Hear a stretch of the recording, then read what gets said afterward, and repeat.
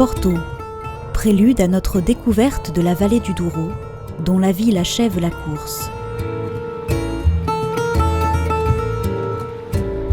À la fois humble et opulente, la ville classée à l'UNESCO séduit tout autant par le charme de son centre historique que par sa cuisine, ses vins délicieux, sa vie animée et sa sympathique population.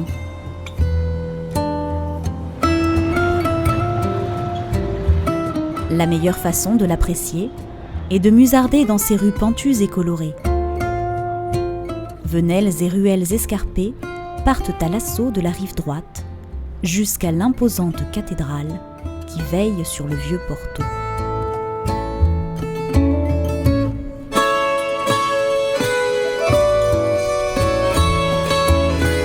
En contrebas, le quai de la Ribeira, dominé par la haute silhouette du pont métallique Dom Luis, est l'un des endroits les plus animés de la ville.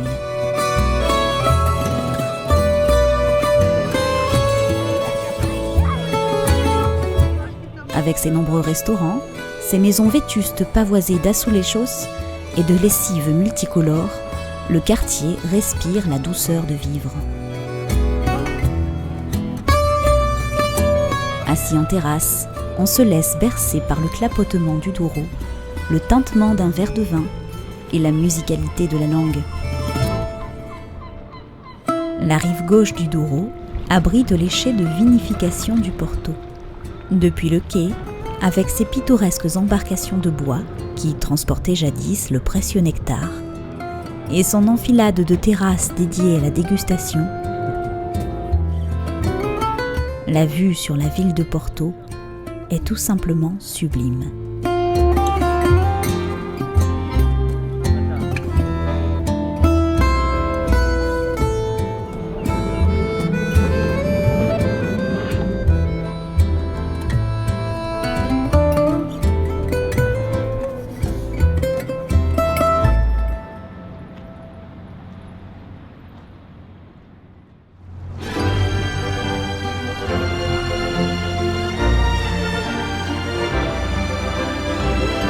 Le Douro, fleuve impétueux, serpente et découpe une vallée aux versants abrupts et granitiques, formant un cadre grandiose et sauvage. Le Queen Isabel, intimiste et confortable, est le bateau que Rivage du Monde a soigneusement choisi pour offrir à ses 118 passagers une sublime expérience de navigation, combinée à l'art de vivre portugais.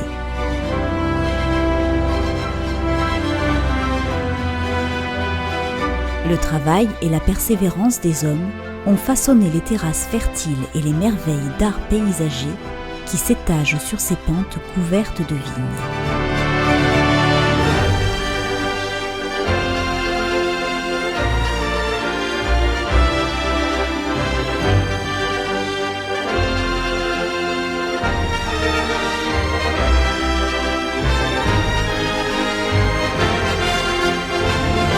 Bonjour mesdames et messieurs, chers passagers, bienvenue à bord du Queen Isabel pour une croisière sur le Douro.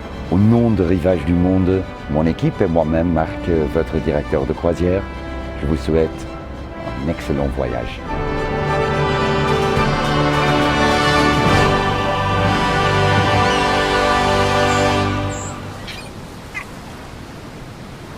Bonjour madame, bonjour monsieur, bienvenue à bord.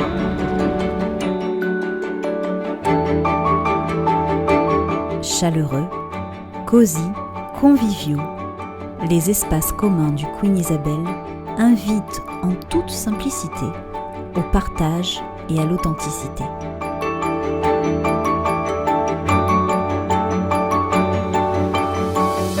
Dans une ambiance délicatement feutrée, le salon-bar, aux larges fenêtres panoramiques, est l'endroit privilégié pour savourer le plaisir de la croisière autour d'un verre.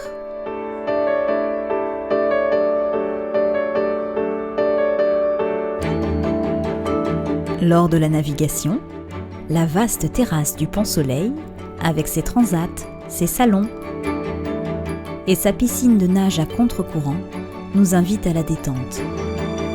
alors que défilent paisiblement les paysages du Douro tout autour de nous.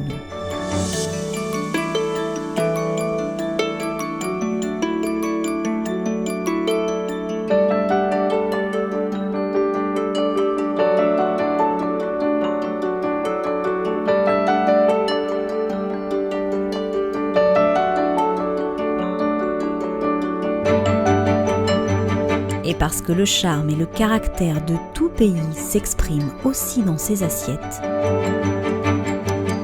le restaurant du Queen Isabel propose, dans une ambiance à la fois chaleureuse et raffinée, une cuisine locale aussi savoureuse qu'élégante.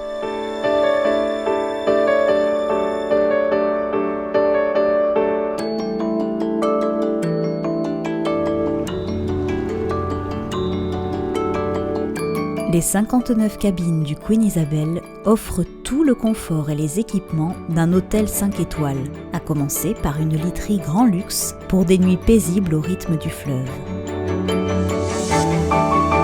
Qu'elle soit équipée d'un large sabord, d'une baie vitrée ou d'un balcon, toutes les cabines offrent un point de vue sur l'extérieur pour ne rien manquer du voyage.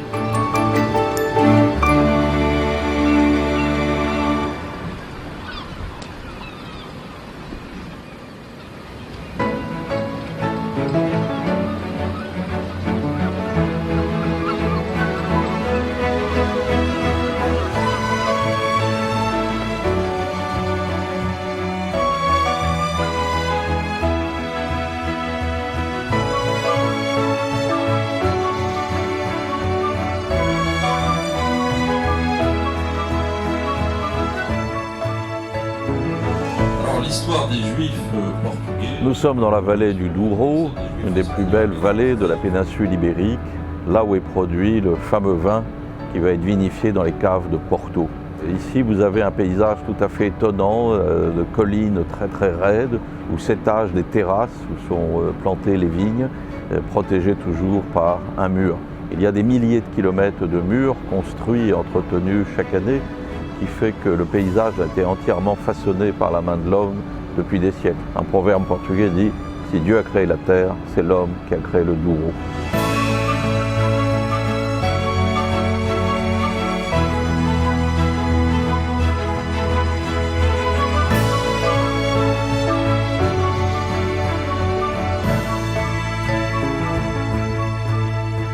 Au sommet de la colline de Santo Estevão, trône le sanctuaire de Notre-Dame des Remèdes.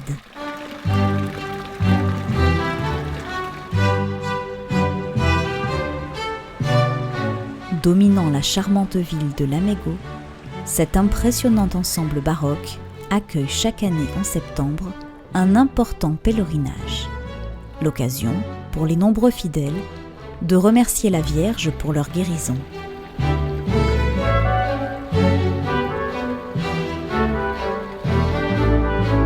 La perspective au pied de l'escalier, autant que la vue sur la ville, sont saisissantes de beauté.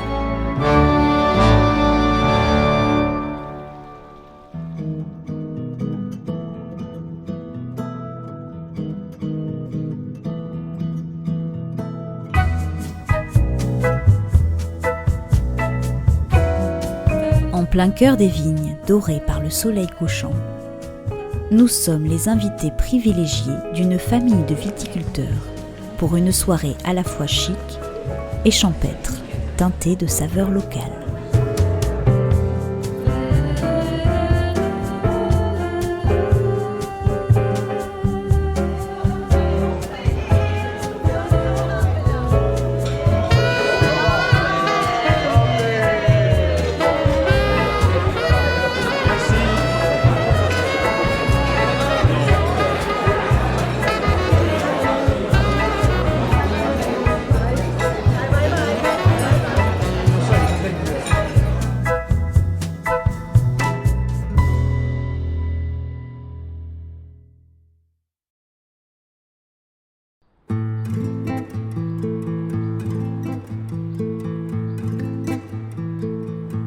Salamanque. Son seul nom évoque le siècle d'or, la gloire d'une Espagne rayonnante et érudite. Parler de Salamanque, c'est parler de culture.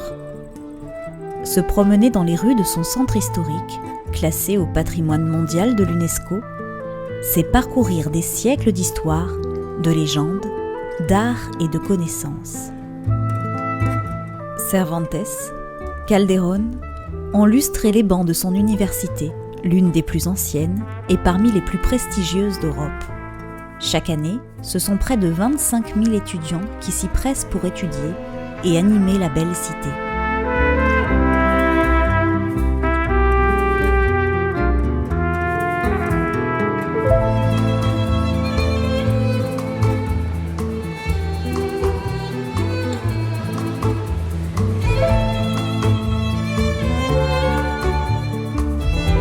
Sur la Plaza Mayor, décrétée unanimement la plus belle d'Espagne, point de rencontre de la ville par excellence, s'asseoir tranquillement à l'une de ses terrasses et contempler ses 88 arcs mérite réellement le détour.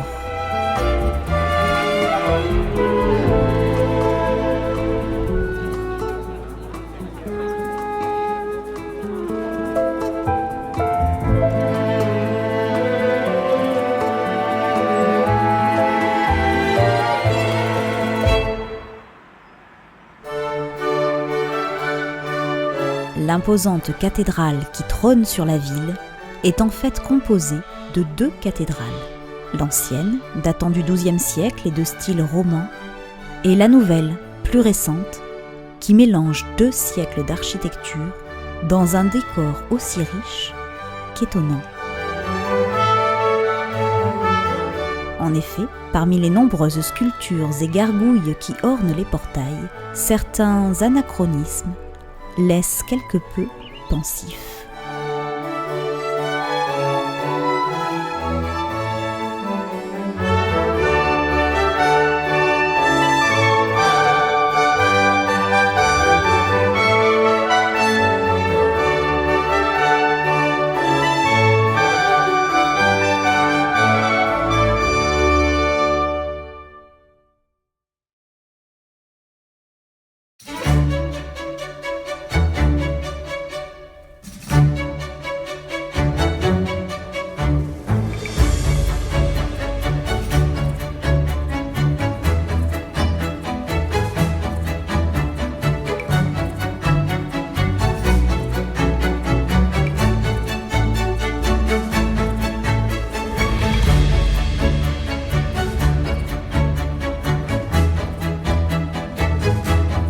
Aujourd'hui, on est dans la vallée du Douro. C'est une région délimitée, la première du monde délimitée en 1756. On est dans le domaine de Seixo, dans la Quinta do Seixo, pour faire une visite et découvrir le vin de Porto.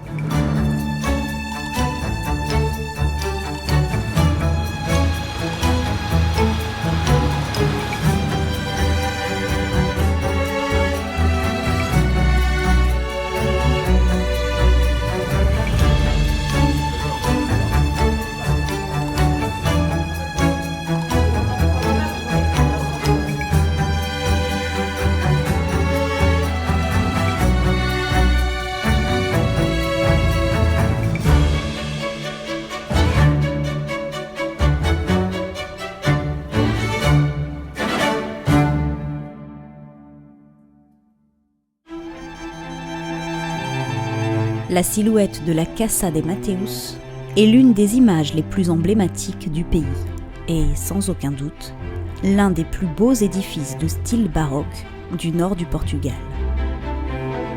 La fondation privée de la Casa de Mateus a été créée pour préserver le patrimoine historique et viticole de la maison et promouvoir l'art et la culture dans tous ses états. À la lumière d'une journée ensoleillée, nous nous laissons enivrer par le parfum délicat qui se dégage de ces jardins paysagers.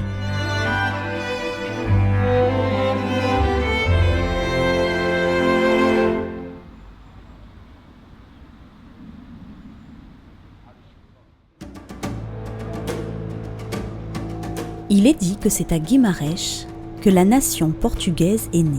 En 1095, Alfonso Henriques y installa sa cour et y proclama le royaume du Portugal. Dans le centre historique, dominé par son fier château, nous voici pour quelques instants plongés dans un parfait décor médiéval.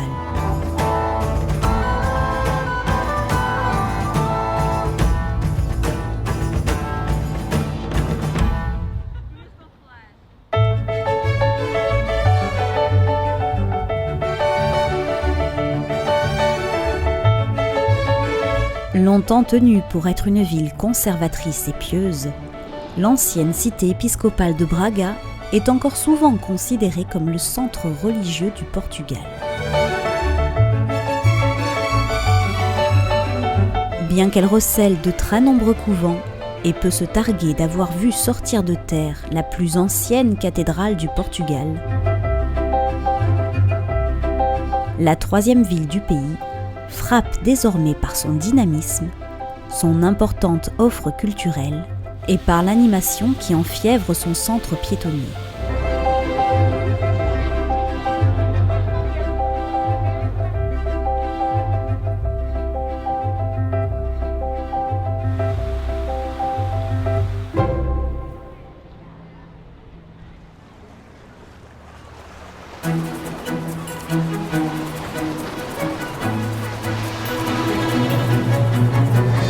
Tandis que les paysages d'or du Douro défilent paisiblement derrière nous, le Queen Isabel regagne doucement Porto, la belle au charme intemporel.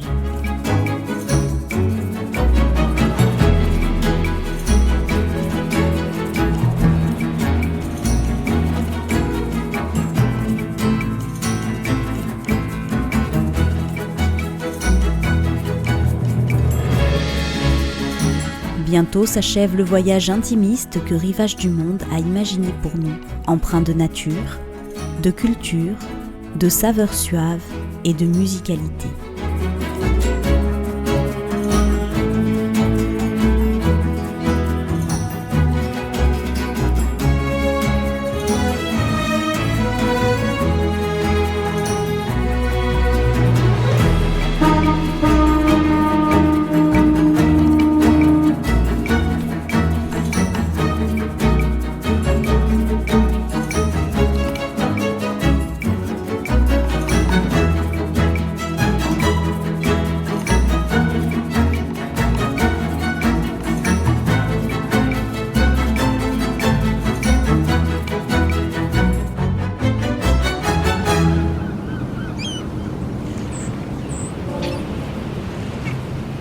Ser fadista, ser fadista de raça, enfrentar a ameaça, é uma graça que Deus nos deu. Ser fadista é o destino que chora, traçado na mesma hora em que o fadista nasceu.